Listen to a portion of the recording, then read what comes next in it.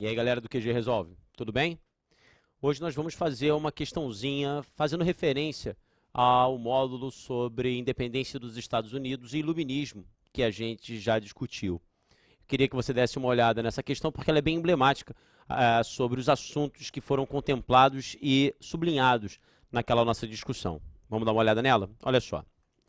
A questão diz assim: como se vê na figura abaixo, a Europa, na segunda metade do século XVIII, foi abalada por revoluções e reivindicações que envolviam também suas colônias americanas.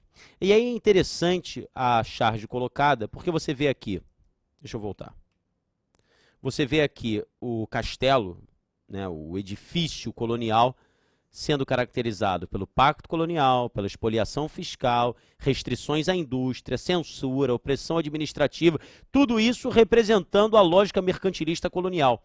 E esse edifício retrógrado e obsoleto, ele está sendo bombardeado, ele está sendo alvejado pelos interesses da aristocracia colonial, das elites coloniais, a influência da Revolução Francesa, a Revolução Industrial, e aqui você lembra da Inglaterra, que está interessada em acabar com esse edifício colonial, até porque ela quer fazer da América seu mercado consumidor, e as ideias iluministas que nós discutimos. Então, assim, o assunto da questão ela já está todo sistematizado e sintetizado na própria figura. A ideia do castelo representando o pacto colonial, as restrições metropolitanas às suas colônias e como que, na verdade, o interesse das elites coloniais, a influência da Revolução Francesa, o interesse inglês no mercado consumidor americano e as ideias iluministas vão bombardear e colocar esse edifício no chão.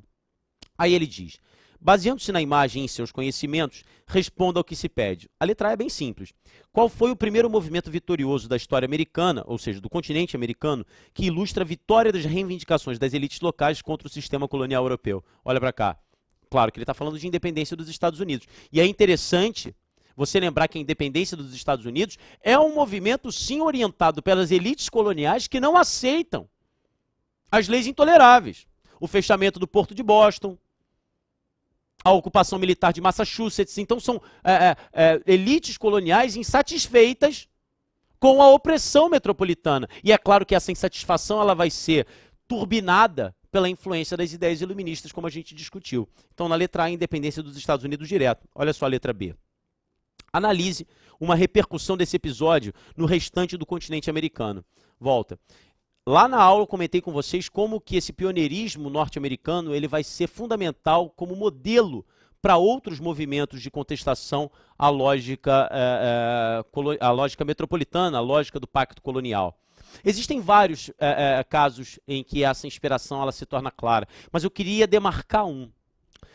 Em 1789, aqui no Brasil, vai acontecer a conspiração que ficaria conhecida como Inconfidência Mineira. E a Inconfidência Mineira, se você colocar numa comparação interessante, você vai perceber que a influência da independência dos Estados Unidos ela é direta. Tanto é que dizem os historiadores especializados que o próprio Joaquim José da Silva Xavier, o Tiradentes, ele resolveu fazer parte da conspiração depois que recebeu uma cópia da Constituição dos Estados Unidos.